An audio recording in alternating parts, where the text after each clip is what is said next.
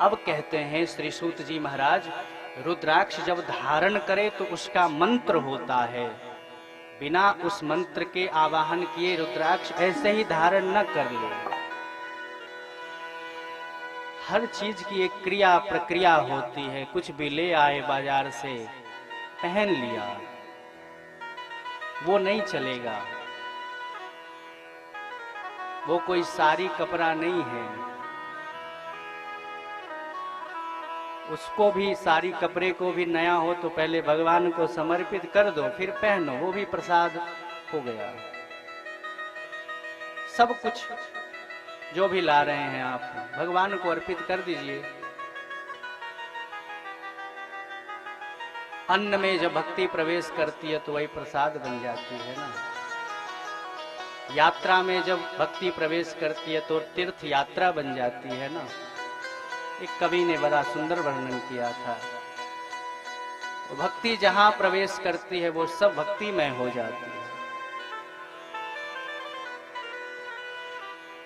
कहते हैं हमारे संत, तुम ही निवेदित भोजन करहीं, प्रभु प्रसाद पट भूषण धरहीं। जो भी अन्न है, कोई भी वस्तु है जो भगवान को भोग लगाई जा सकती है, वो पहले लगाओ ठाकुर को, फिर पाओ तो साक्षात प्रसाद है। फिर वो अन्न का दोष नहीं लगेगा। और कोई भी वस्त्र, सुंदर आभूषण कुछ भी लाया, पहले भगवान को समर्पित करो, फिर पहनो। प्रभु प्रसाद पटभूषण धरहीं। तो जब रुद्राक्ष लाएं खरीद कर, 1 से 14 मुखी तक किसी भी रुद्राक्ष को लाएं, तो क्या करें? बोले सबसे पहले उस रुद्राक्ष को गंगाजल से धो करके, दुग्ध से धो करके, बढ़िया मुहूर्त हो, कोई शिवरात्रि वगैरह हो, शिववास का दिन हो, सोमवार का दिन हो, शुक्रवार का दिन हो, शिव मंदिर में जाकर पहले शिव को अर्पित करें। शिव जी को अर्पित करके फिर उस रुद्राक्ष पर हो सके तो पंचाक्षरी का जप करे, और तब जिस मुख का रुद्राक्ष है उस मुख के रुद्राक्ष के लिए जो मंत्र बताया है उस मंत्र का जप करते हुए वो धारण करे। एक मुखी रुद्राक्ष यदि कोई धारण करना चाहता है तो उसके लिए मंत्र बताया है सूत जी ने, ओम ह्रींग नमः। 2 मुखी रुद्राक्ष कोई धारण करना चाहता है तो उसके लिए मंत्र बताया, ओम नमः। 3 मुखी रुद्राक्ष के लिए मंत्र बताया, क्लीम नमः। 4 मुखी रुद्राक्ष के लिए मंत्र बताया, ओम ह्रीम नमः। 5 मुखी रुद्राक्ष के लिए मंत्र बताया, ओम ह्रीम नमः। 6 मुखी रुद्राक्ष के लिए मंत्र बताया, ओम ह्रीम हुम नमः। 7 मुखी रुद्राक्ष के लिए मंत्र बताया, ओम हुम नमः। 8 मुखी रुद्राक्ष के लिए मंत्र बताया, ओम हुम नमः। 9 मुखी रुद्राक्ष के लिए मंत्र बताया, ओम ह्रींग हुम नमः। 10 मुखी रुद्राक्ष के लिए मंत्र बताया, ओम ह्रीम नमः। 11 मुखी रुद्राक्ष के लिए मंत्र बताया, ओम ह्रीम हुम नमः। 12 मुखी रुद्राक्ष के लिए मंत्र बताया, ओम क्रोम श्रौम रौम नमः। 13 मुखी रुद्राक्ष के लिए मंत्र बताया, ओम ह्रीम नमः। 14 मुखी रुद्राक्ष के लिए मंत्र बताया, ओम नमः।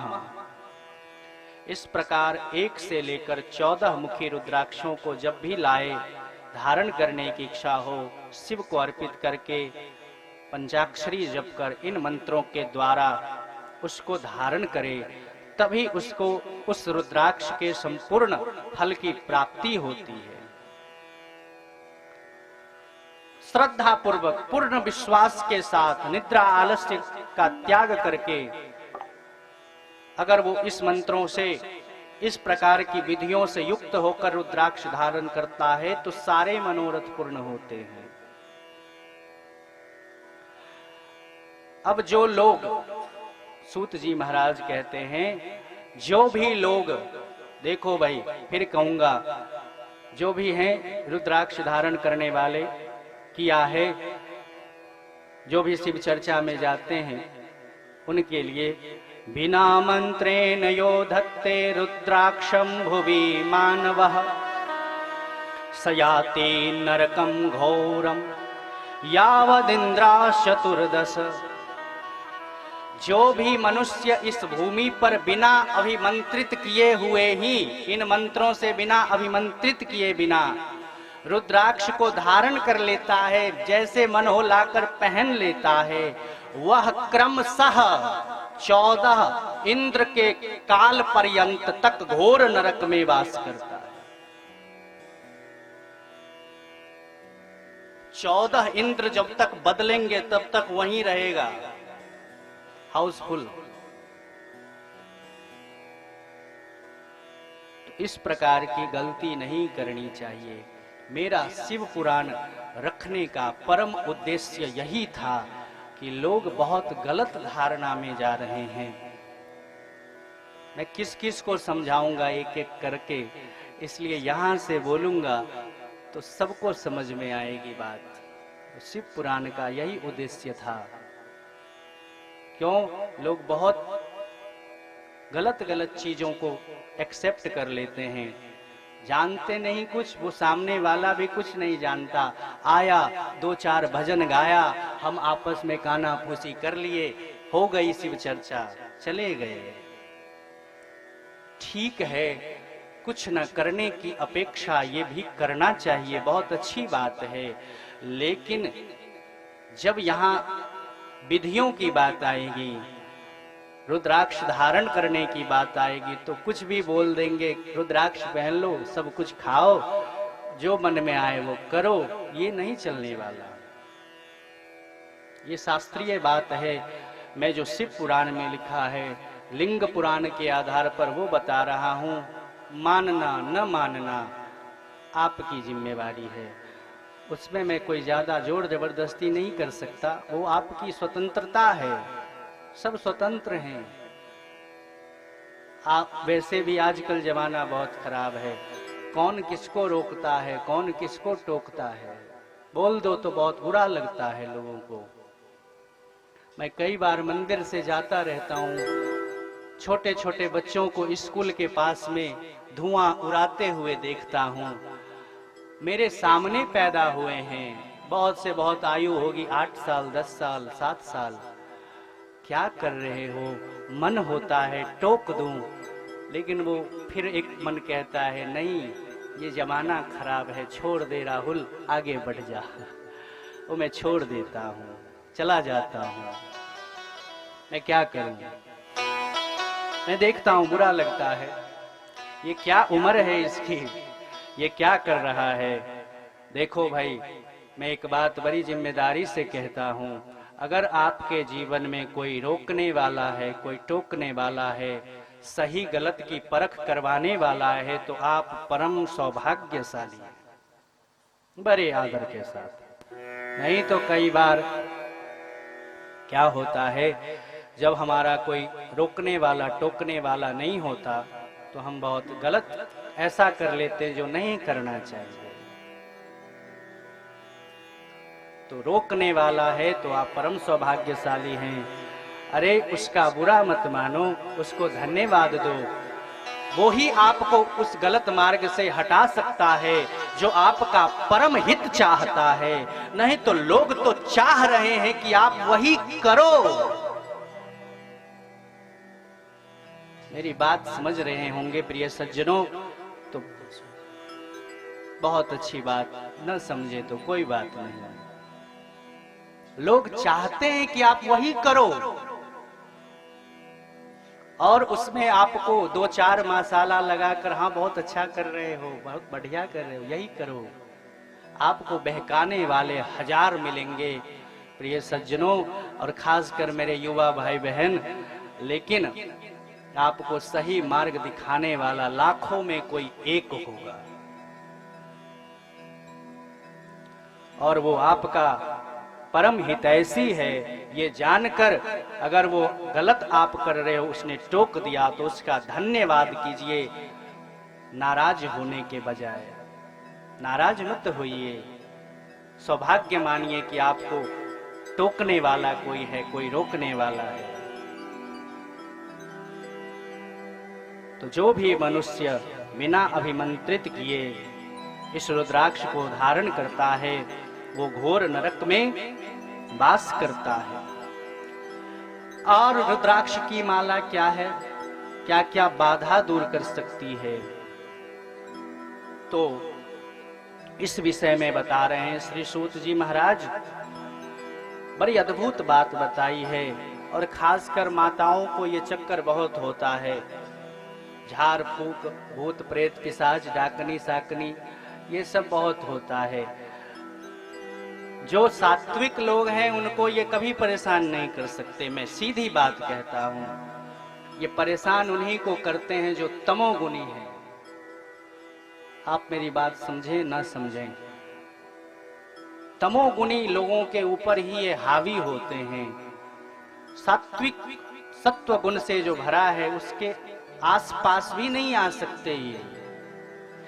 तो प्रिय सज्जनों, और क्या कर सकती है रुद्राक्ष की माला? रुद्राक्ष मालिनम दृष्ट्वा भूत प्रेत पिशाचकाः डाकिनी साकनी चैव ये चान्ये द्रोहकारकाः। जिसने भी इन मंत्रों से अभिमंत्रित कर कर विधिवत पूरे नियमों का पालन करते हुए रुद्राक्ष की माला को धारण करता है, उस पुरुष, उस स्त्री को देखकर भूत प्रेत पिशाच डाकनी साकनी अन्य जो द्रोहकारी राक्षस आदि हैं वे सभी दूर भाग जाते हैं। वो पास नहीं आ सकते, फटक नहीं सकते। वो क्षमता है रुद्राक्ष में। क्यों? साक्षात रुद्र का अंश है ना, शिव के नेत्रों से निकला है। और सारे भूत प्रेतों के मालिक तो हमारे भोले बाबा ही हैं, यही सबको नियंत्रित करते हैं। तो रुद्राक्ष पार्वती जो भी रुद्राक्ष की माला धारण करते हैं उस पुरुष को देखकर भगवान शिव स्वयं कह रहे हैं, रुद्राक्ष की माला को जो विधिवत धारण करते हैं उस पुरुष को देखकर, उस स्त्री को देखकर मैं स्वयं भगवान विष्णु, देवी भगवती आप, गणेश जी, भगवान सूर्य तथा अन्य देवता भी परम प्रसन्न हो जाते हैं। सभी प्रसन्न होते हैं।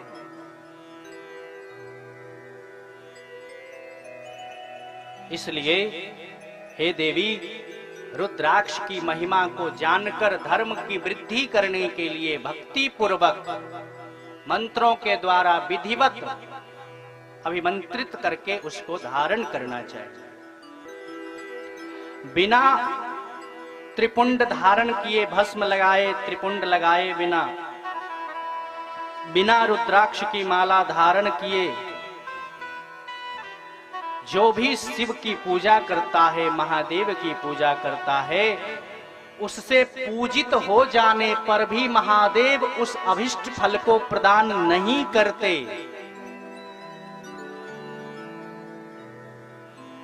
उसको वो पूरी इच्छा, पूरा फल प्रदान नहीं करते, वो जो चाह रहा है। इसलिए सभी कामनाओं को पूर्ण करने वाली भस्म और रुद्राक्ष अवश्य धारण करनी चाहिए, तब शिव पूजन करना चाहिए। जो भी श्री सूत जी महाराज अंत में कहते हैं, जो भी भक्ति पूर्वक, भक्ति की कामना से इस रुद्राक्ष के, इस भस्म के, इस शिव नाम के महिमा को, महात्म को सुनता है, सुनने से भी उसकी सभी कामनाएं पूर्ण होती हैं। वह पुत्र पौत्र आदि के साथ सुख भोगता है। इस प्रकार विधेश्वर संगीता के अंतिम अध्याय में रुद्राक्ष मंत्र का वर्णन करते हुए विधेश्वर संगीता को यहीं विराम दिया।